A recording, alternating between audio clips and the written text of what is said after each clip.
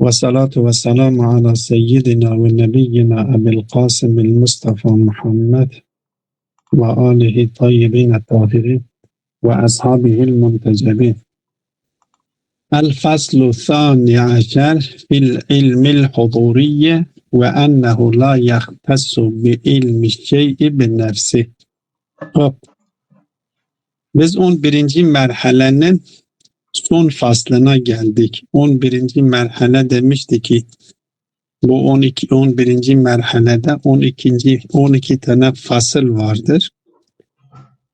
12. fasla geldik. Bu 12. fasılda özetle huzuri bilginin bazıları kısımları diyorlar. Yani huzuri bilgi kaç kısımdır şeklinde almışlardır. Huzuri bilginin kısımları hakkındadır diyor.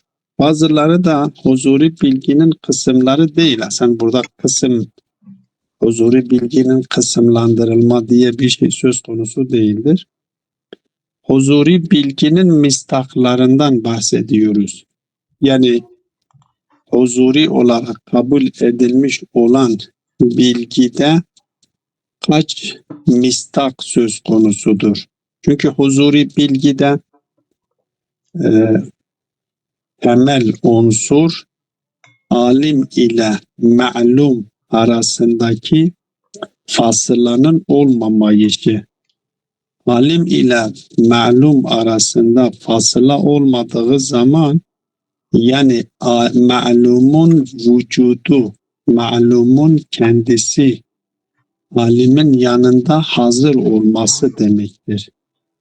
Ve onun için alim ilmi huzuride hiç bırakın hata yapma ihtimali bile söz konusu değildir. İhtimali hata söz konusu değildir. Bu ilmi bunun en temel birincil derecedeki örneği nedir? Her alimin kendisini bilmesidir. Ki bunu da bir önceki fasılda mücerret olan varlıklar hakkında bunu açıklamıştık. Alim akıldır. Her mücerret akilun yani mudrikun li nefsihi, akilun li nefsihi ve mudrikun li nefsihidir. Mücerret olan her alim kendisini biliyor. Acaba bu huzuri bilginin sadece bir tane mistakı mı vardır? Yani sadece diyelim ki alim kendisini biliyor. Kendisi dışındakilerini bilmiyor. Yahut da kendisi dışındakini biliyorsa da huzuri bilgiye girmiyor. Huzuri bilgiden sayılıyor. Öyleyse ihtimal şudur. Huzuri bilginin sadece bir mistakı söz konusudur. O da nedir? O da alimin kendisini bilmesidir. Bunun dışındaki bilgilerin tamamı ilmi husuliye giriyor. Öyle midir? Yani temel soru budur. Burada Allame'nin atmış olduğu başlıktan zaten kendisi ifade ediyor. Diyor ki okuduğum bu cümlede diyor ki ennehu la yahtessu bi ilmi şey'i bi nefsi. Yani sadece kendisini biliyor ve kendisi dışında biliyor niteliğindeki olan bilgi huzuridir ve kendisi dışındakileri hakkındaki bilgileri husulidir diyemiyoruz. Yok, bunun birkaç tane mistakı vardır. En azından burada bu fasılda 3 tane mistak belirleniliyor. Birinci mistak işaret edildiği gibi her alimin kendisini bilmesi gibidir. Bu ilmi huzurinin birinci mistakıdır. İkinci mistak, üçüncü mistak burada İşrakilerle meşailer arasında ihtilaf söz konusudur. Meşa felsefesinin koruyucusu, müessisi İbn Sina'dır. İbn Sina'ya göre ilmi huzurunun tek bir örneği vardır. Sadece alimin kendisini bilmesi gibi her mücerredin, her alimin kendisi bilmesi onun için huzuri bilgidir. Ama kendisi dışındaki varlıklar hakkındaki bilgisi huzuri bilgi kategorisine girmiyor Meşşa'ya göre. Yani İbn Sina'ya göre ve İbn Sina'nın düşüncesini benimseyenlere göre. Diyorlar ki her mücerred olan kendisini biliyor. Kendisini bilenler bu ilmi huzuridir. Kendisi dışında yani bir alim kendisi dışında başka bir şeyi biliyorsa onun o bilgisi husuli kategorisine giriyor. İşrak ki İşrak mektebinin kurucusu Suhreverdi'dir. Suhreverdi diyor hayır. Diyor bunun 3 tane örneği vardır. Yani huzuri bilgi için 3 örnek zikrediyor. Birinci örnek zikrettiğimiz gibi her alimin kendisini bilmesi gibi. İkinci örnek her illetin kendi ma'lulunu bilmesi. İkinci örnek. Üçüncü örnek de her ma'lulun kendi illetini bilmesi gibi. Elbette her illetin kendisini bilmesi, kendi ma'lulunu bilmesi ve her ma'lulun da illetini bilmesi, her ikisinin de bu huzuri bilgi olması için onlar ikisi de mücerred olması gerekiyor. Öyleyse illet ile ma'lul her ikisi mücerred ise bunların birbirini bilmesi, illetin kendi ma'lulu hakkındaki ilmi ve ma'lulun da kendi illeti hakkındaki bilgisi de huzuriden sayılıyor. Dolayısıyla 3 tane örnek zikredebiliyoruz. Alimin kendisini bilmesi, illetin kendi ma'lulunu bilmesi, ma'lulun da kendi illetini bilmesi. Bunlar 3 çeşit bilgi, 3 örnek söz konusudur. Bunlar üçü de huzuri bilgi kategorisine giriyor. İşrakiler bunu savunuyor. Mulla Sedra ve Mulla Sedra'nın takipçileri de bu işrakın görüşünü kabul ediyor. Ancak burada dikkat edilmesi gereken nokta şudur. İllet kendi ma'lununu biliyor, tamamıyla biliyor. Peki illet, özür dilerim. İllet nasıl ma'lulü biliyor, ma'lul nasıl illetini biliyor? Bu kadar. İllet kendi ma'lulunu biliyor. Çünkü ma'lul illetin bilgisinin tezahürüdür. Yani illet o ma'lulu icat ederken onun bilgisinin tezahürüdür. Öyleyse illetin ma'lulunu bilmesi tamamıdır, kapsayıcıdır, ihate edecek muhittir. Her illet için geçerli midir? Her illet için geçiyor. Yoksa nasıl illet cansızdır? Nasıl öyle olur? Canlı. İllet cansız. O illet, o muid olanları siz illet olarak almayın. İcat edicidir. Buradaki illetten maksat icat edici. O zaman Allah. Olan. O zaman Allah. Tabii Allah icat edicidir. Burada illetten maksat o mesela o muid illet için gerekli olan şartlar değil. Biz burada illetten bahsettiğimiz zaman ma'lulun vücudu illete bağlıysa yani illet tarafından o vücut ediliyorsa, icat ediliyorsa illettir. Ona vücut vermiyorsa illettir. Evet. Tamam. Onun için illet ma'lul illetinin bilgisinin illet olanının bilgisinin tezahürü olduğu için onu bilmemesi imkansızdır. Ma'lul da kendi illetini ne kadar biliyor? Varlığı kadar biliyor. Ne kadar varsa.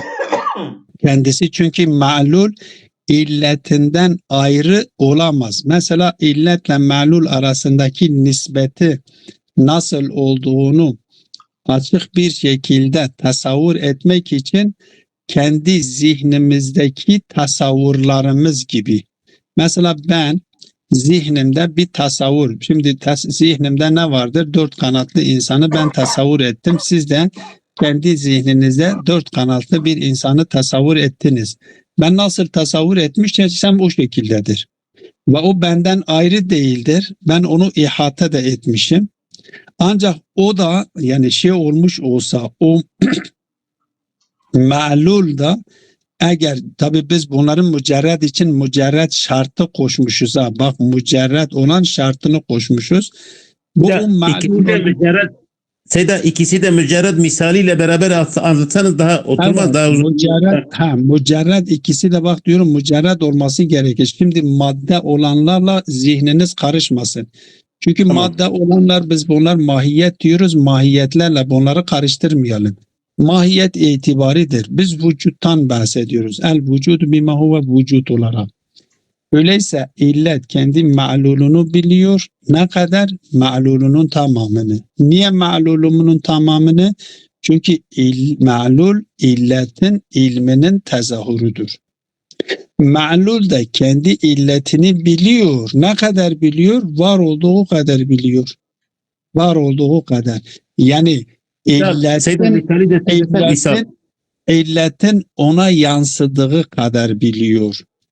İlletin ona yansıdığı kadar biliyor. İlletinin tamamını. Mesela ben farz edelim Zat-ı Bari Teala benim illettir. İlletimdir. Ben Zat-ı Bari Teala'yı ne kadar bilebilirim? Ben onu kunhunu bilmiyorum ki. İspatlıyorum.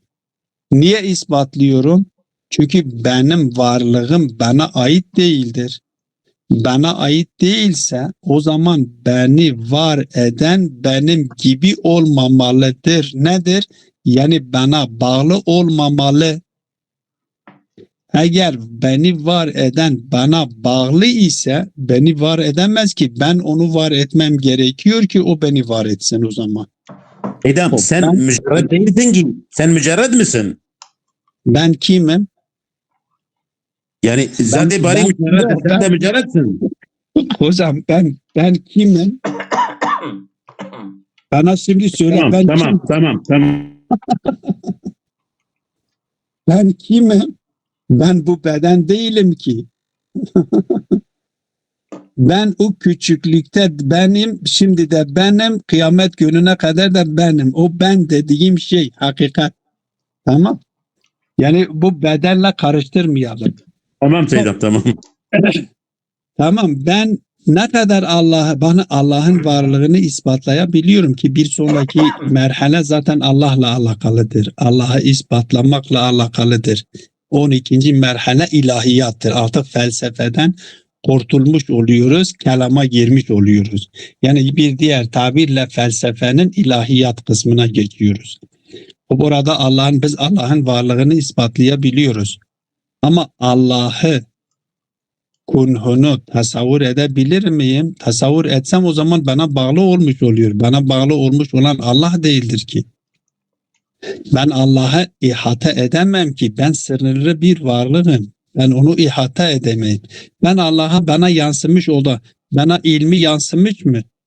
İlmi vardır biliyorum. Ama ilminin benim gibi değil. İlmi onun sonsuzdur. Kudret bana yansımış mı? Kudretinin var olduğunu biliyorum.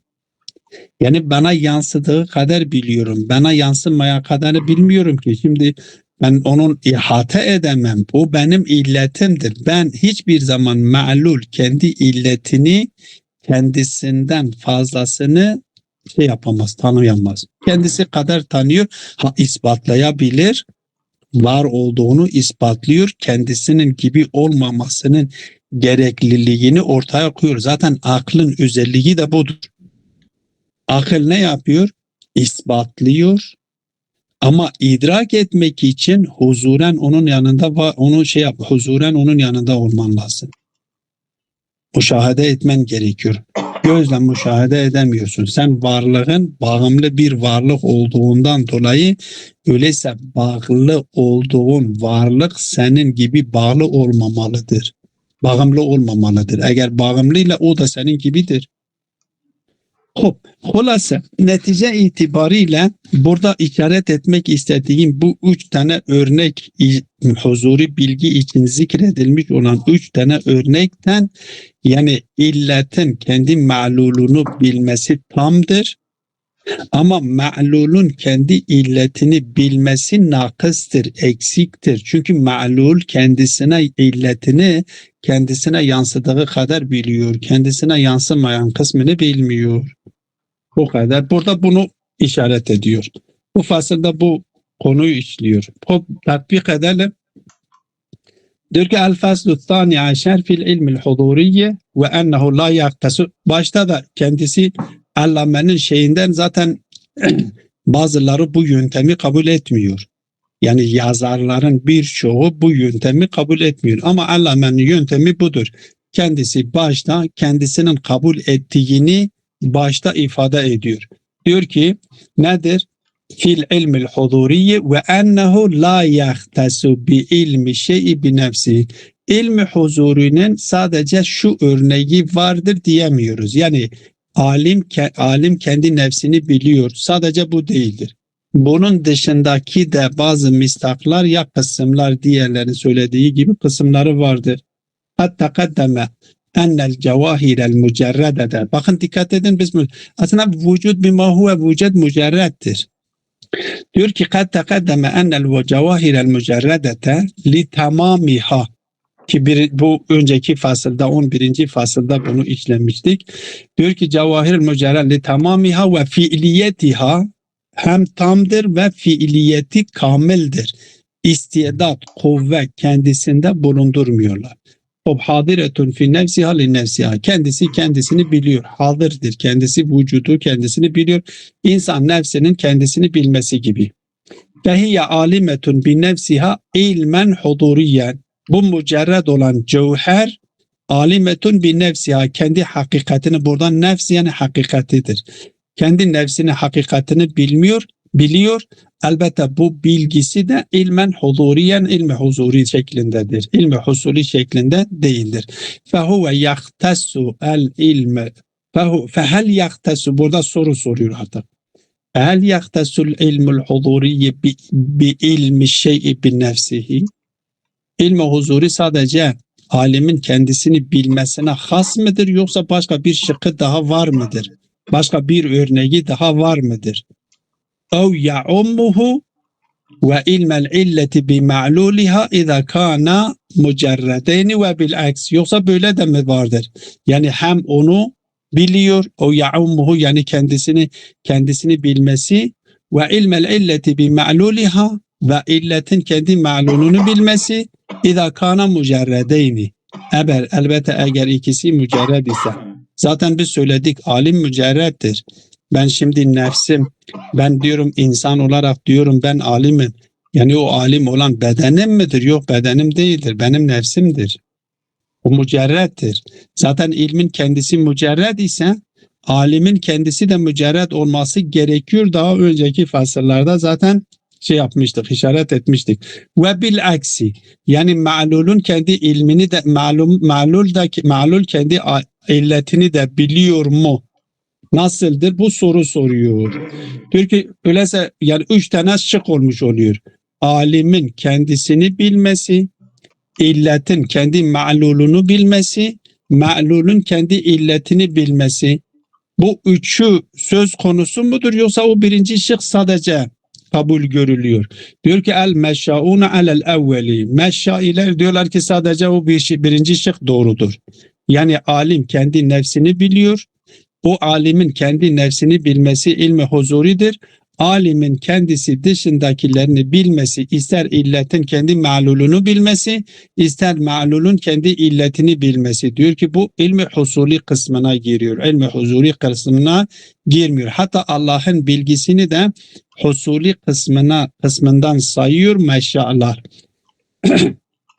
Vel işrakiyun ala thani. İşrakiler suhre verdi ise diyor ki hayır. İkinci şık doğrudur. Yani alim kendi nefsini bildiği gibi illet kendi malulunu da biliyor. Malul da kendi illetini biliyor. Her üçü de ilmi huzuri kısmına giriyor. İlmi husuli kısmına değil. Ve huvel hakku. Allame diyor ki bu işrakilerin söylemiş oldukları haktır. Niye? Delil nedir? Ve zâlike li'enne vücudel ma'lûli kema takaddeme rabitun li vücudil illeti kaimun bihi gayru mustakillin anhudur. O ma'lul illetinden bağımsız olabilir mi? Ma'lul illetinin, ilminin tezahürü değil midir? O zaman nasıl ma'lul illet nasıl kendi ma'lulünü bilmez? Ma'lul illetine bağlıdır. Rabittir. Vücudu rabit hatırlarsanız biz daha önceki fasıllarda vücudu kısımlandırmıştık. Vücudun fi nefsihi, vücudun fi gayrihi. O fi gayrihi rabittir. Burada da ma'lulun illete münasebeti nedir? Bağımlılıktır. Ondan ayrılması imkansızdır. Her zaman ma'lul illetinin yanında hazırdır. Zaten ilim nedir? Ma'lumun, alimin yanında hazır olmasıdır. Ma'lul kendi illetinden ayrılamıyor ki.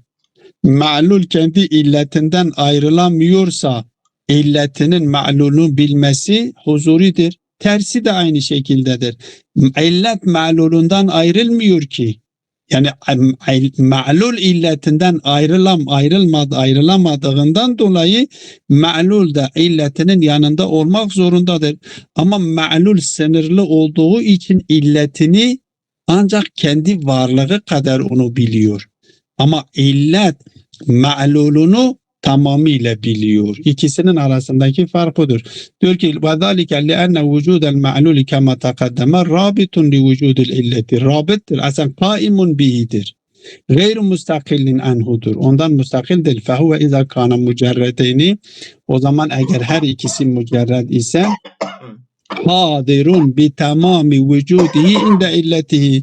O ma'lul tam vücudunun tamamıyla illetinin yanında hazırdır. Hazır ilim nedir? Huzuru mücerredin inde mücerred demiştik. Eğer ilmi nasıl tarif etmiştik? Daha önce demiştik ki ilim nedir? Huzuru mücerredin indel mücerreddir.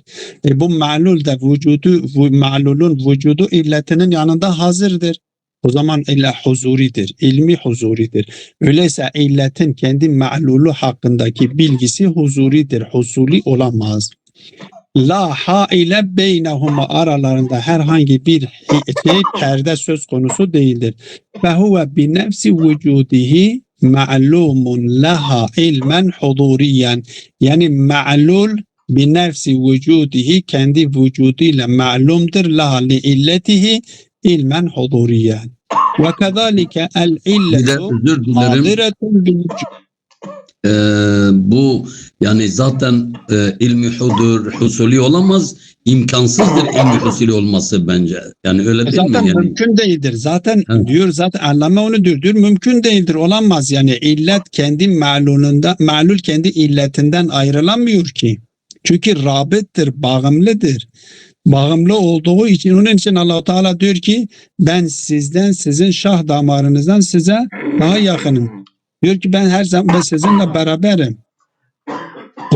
Yani biz zat-ı bariyle Teala'dan ayrı olamayız. Biz diyor arifler diyorlar ki alem mahzeri Huda'st. Alem mahzeri Huda'st. Yani Allah'ın huzurundadır her şey. Allah'tan kapalı bir şey yoktur. Onun için diyorlar ki der mahzeri Huda günah ne konid. Yani Allah'ın huzurunda günah işlemeyin. Siz Allah'ın huzurundasınız. Arifler bunu diyor.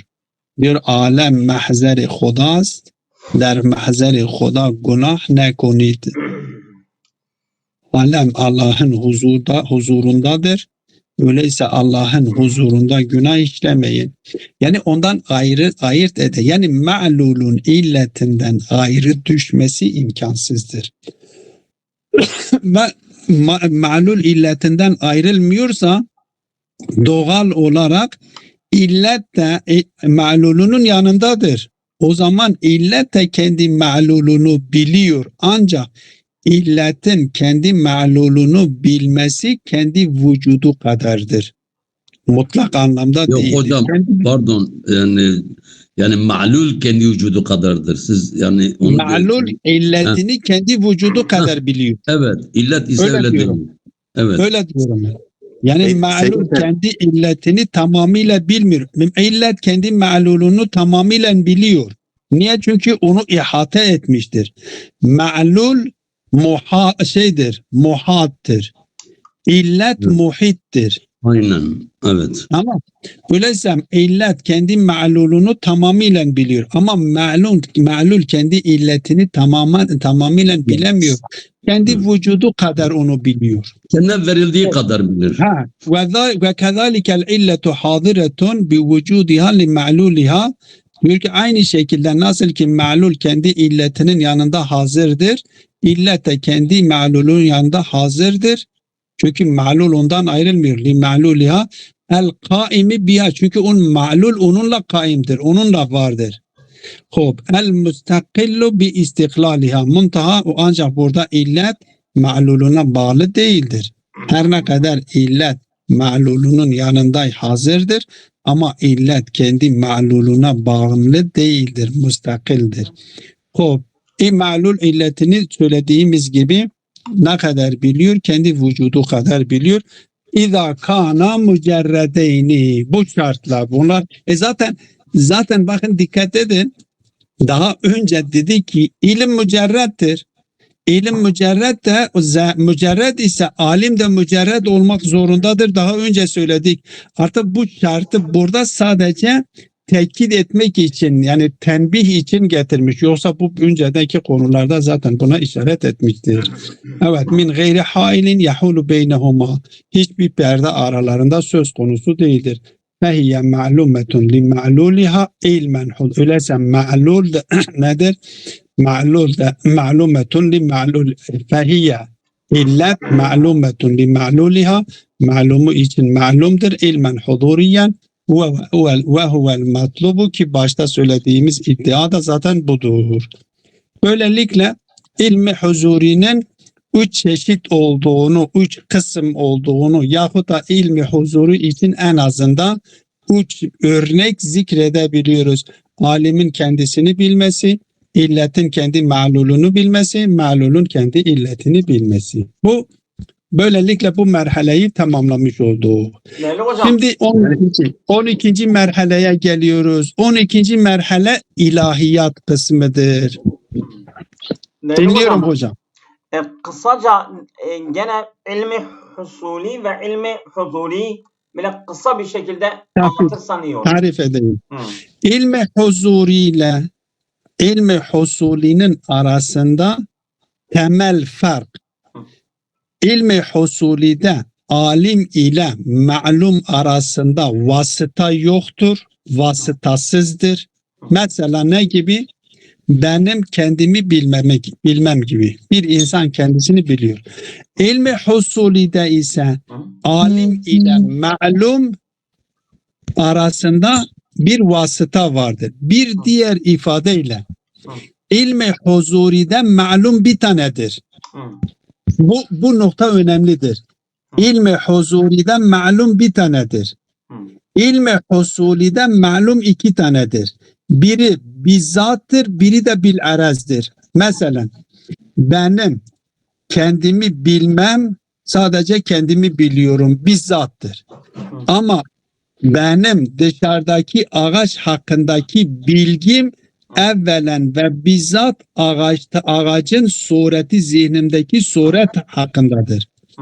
Öyleyse birinci ma'lumum ağacın suretidir. Ağaç değildir. O ağacın sureti üzerinden ağaç hakkında da bilgi sahibi olmuş oluyorum. Öyleyse ağaç da ikinci bilgidir. O da Benim ağaç Bilmiyorum. hakkındaki bilgim husulidir. Ama benim ağacın sureti hakkındaki bilgim huzuridir. yani siz ilmi huzuriyi ikiye böldünüz yoksa ilmi husuliyi? Ben Ben ilmi ikiye bölmedim. Değil mi? İlmi Evet. husulide malum iki tanedir. tamam. Evet. Tamam. Bir tane surettir, bir de suretin hikayet etmiş olduğu mahkidir. Tamam. Evet. Ama Tamam. ilmi huzuride mahki yoktur. Hı, tamam. Seydam, Efendim, bizim Türkiye'deki dat ile İran'daki dat mehreçleri biraz farklıdır. İlmi huzuri diyorsun, ilmi husuli zannediyoruz. O datın mehreçleri de biraz düzelsen daha iyi olur. Evet. Türkçe diyorum ya, onun için huzur. Farsça söylemiyorum, Türkçe söylüyorum. Tamam. Huzur Evet. daha güzel. Huzur daha insan Huzur. anlıyor ya. Farklı oluyor. İlmi huzuri. Yani o Seyda'nın datından sat kokusu geliyor. Orada bazen Öyle mi? karışıklık oluyor evet Seydam. Yok, yok. Ya Anladım, huzuri anladım. diyelim. İlmi huduri. Hı. Seydam daha güzel oldu. Evet. Devam ediyoruz. Teşekkür ediyorum. Bende tamamdır. Tamam. Yok. Devam edelim Seydam. Devam edelim biraz. Şimdi 12. merhaleye geçiyoruz. Bu 12. Ya, merhalenin 12. merhale Seyda yarına kalsın. tamam. Evet. O zaman Yarına kalsın. ve sallallahu aleyhi ve aleyhi ne demiş diyordu? Seyda biraz özeti söyle ya. Seyda biraz gidelim ha. Basittir. Bugünkü de çok basit. Seyda konu ayrı. Konu değişiyor, konu ayrıyor. Konu Biz değişiyor. ilahiyatla Basittir. başlıyoruz. Bu konuda biraz haberimiz var ha. Bu konu biraz basittir. Ya yine de Ama konu sen ayrı. benim hasta Bir şey olduğumda olmaz. farkında değilsin. Tamam. Ve sallallahu ala Muhammedin ve alihi tayyibine tahirin.